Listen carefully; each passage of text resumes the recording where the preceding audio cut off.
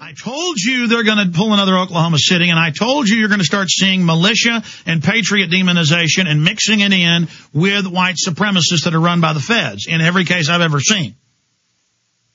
It doesn't exist, except in a few small cells, the guys that drink beer in their garage and play pool. It doesn't exist outside of federal operations in every case. And we have hundreds. Confirmed. We've written articles with 30, 40, 50 links in some cases. We'll repost those today. They are now taking the Obama posters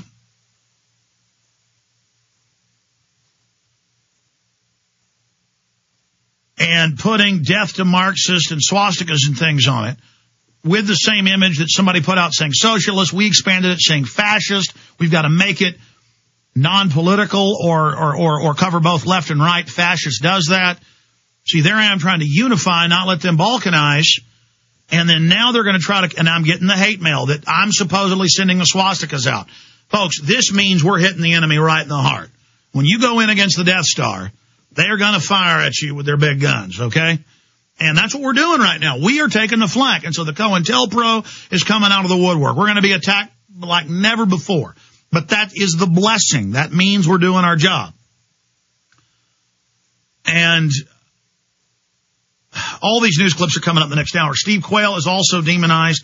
This is the big Southern Poverty Law Center report. And who do they come after? Who are they worried about? They're worried about former Campaign for Liberty, high-level person, military veteran, Special Forces officer, Stuart Rhodes of Oath Keepers, because he's real. I've sent people to the meetings. We've met with them. These guys are real. It's real. They're professional. They're serious. They're focused. The establishment is scared to death that we're going to reach out to the military and police and wake them up just to follow the Bill of Rights and Constitution. In April, Oath Keepers founder Stuart Rhodes, a Yale Law School graduate, they really don't like that, and former aide to U.S. Representative Ron Paul, a Texas Republican. Let's get Rhodes on tomorrow. And a hardline libertarian. Hardline. Ooh. Worried about coming dictatorship. We know that if the day should come where a full-blown dictatorship would come, they did this, by the way, under Bush. See, because they can read the John Warner Defense Authorization Act, they can read the Northcom announcements and the DHS reports we broke saying veterans and gun owners is what Homeland Security's for. This government is rogue and criminal. It's outlandishly, openly tyrannical.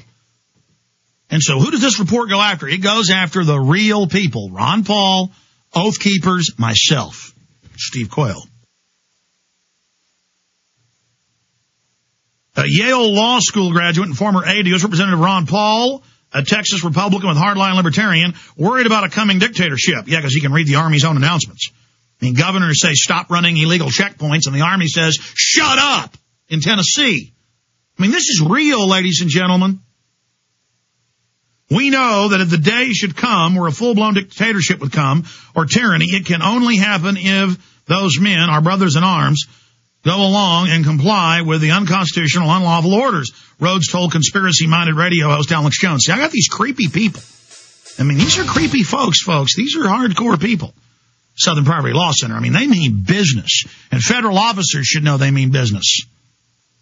These are your little friends. And go read that federal document who was running McVeigh. These guys don't play games. Rhodes told conspiracy-minded radio host Alex Jones, imagine if we focus on the police and military, game over for the New World Order. I got a couple of these Southern Poverty Law ones. Where's the one with Steve in it? I got so many of these articles. I got them stacked up here in front of me. Or is that in that CNN report? Alex Jones, the radio host and conspiracy theorist, got wind of the plans and intervened and interviewed a National Guard official, setting off an avalanche of angry calls and visits to his website from people who feared the exercise was really about imposing a dictatorship or martial law in the country. Tell them that any violation of your rights will result in live fire exercise, one such person wrote on Jones' InfoWars website. See, that's a comment. They love those comments because they can't get me saying anything, so they use the comments. If they come loaded for war. Now, remember, it was in the Iowa newspaper. They were going to do door-to-door gun confiscation drill. It said a drill going after guns. And they were going to lock the city down with checkpoints, the tiny town of 700 or whatever it was. Arcadia. But see, the way they write this, it's like, knowing how bad the internet is and how we mobilize and all this. So this is all going on. I'm going to bring up Paul Watson now. He just wrote a big article on this. We need to get out to everybody. They don't just in these newscasts, Paul, say the one person in the country that put one on a mailbox. And give me a break. You see people doing that all the time, but it's still not a good thing. We've told people not to do that. We said do it in high traffic areas, poles, where people hang signs. Okay? And to check your local laws. That's in the contest rules, and I've said it on air repeatedly. But they imply that I'm out there hanging it up, and then they show them on polls and say it should be illegal and police are investigating. This is amazing, Paul Watson. That's right, Alex. I mean, I've been tracking this for a week. You announced the contest around a week ago. And for a week, I mean, go and search YouTube. There's hundreds of places where people have put up these posters on light poles, on telephone poles, on trees, on the roadside, places like that. And the media didn't touch it for a week, even though these posters are everywhere. And so as soon as somebody puts two posters on a mailbox, it's this big shock horror, this feigned, aghast reaction at the fact that this is vandalism. And now they're implying in these two news reports, this Florida news station, which we've got linked up there on prisonplanet.com, they're implying that it's basically vandalism and a criminal offense to put up flyers anywhere. That's the impression that they give. Yeah, the reporter shows a lady pull one down off a power pole or off a light pole and says the police are investigating this vandalism. Yeah, and of course, they don't care about vandalism. It's got nothing to do with vandalism. It's about chilling freedom of speech and intimidating political activists from going out and actually exercising their First Amendment rights.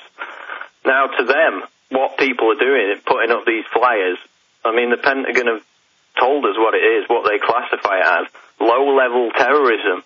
That's what they announced in June, that there was a Pentagon test, and one of the answers was, you know, which of the following equates to low-level terrorism. The options were attacking the Pentagon, IEDs, hate crimes against racial groups, and protests. And the correct answer on the exam was protests. So, to the authorities, putting up flyers of Obama as the Joker, which people did of Bush years ago, the same thing, is to them low-level terrorism. So now they're trying to portray anybody who exercises their First Amendment right as a criminal and eventually as a domestic terrorist, as you've just been talking about.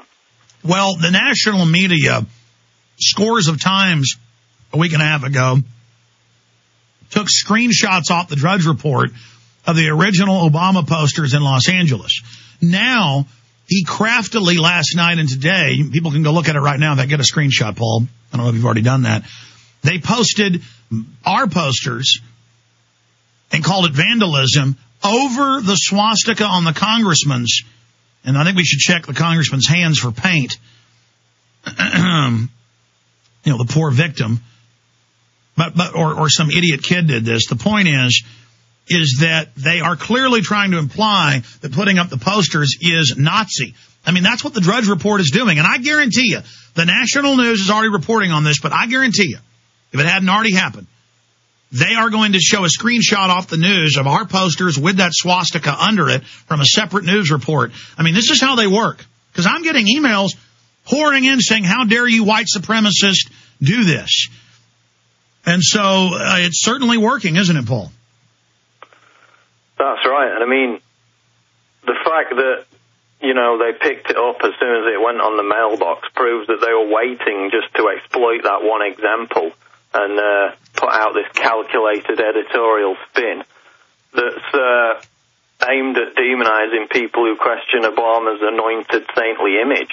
Because the people they interview in the news piece, express their shock, they're disrespecting the president when his poll numbers, his popular approval, is sinking faster than Bush In the real world, nobody's falling for it anymore, but they need to uphold this angelic, saintly image of Obama to get his failing agenda back on track, which is why they're now coming out with yet more reports saying that the militia and Patriots are going to be thinking about violence and linking the militia movement with a portend of violence in the coming months when, as you discussed earlier, the only examples of violence being linked to the militia or Patriot movement were when the government used acts of domestic terror to frame the militia movement or the Patriot movement as patsies, or indeed the Patriot movement and the militia were the victims.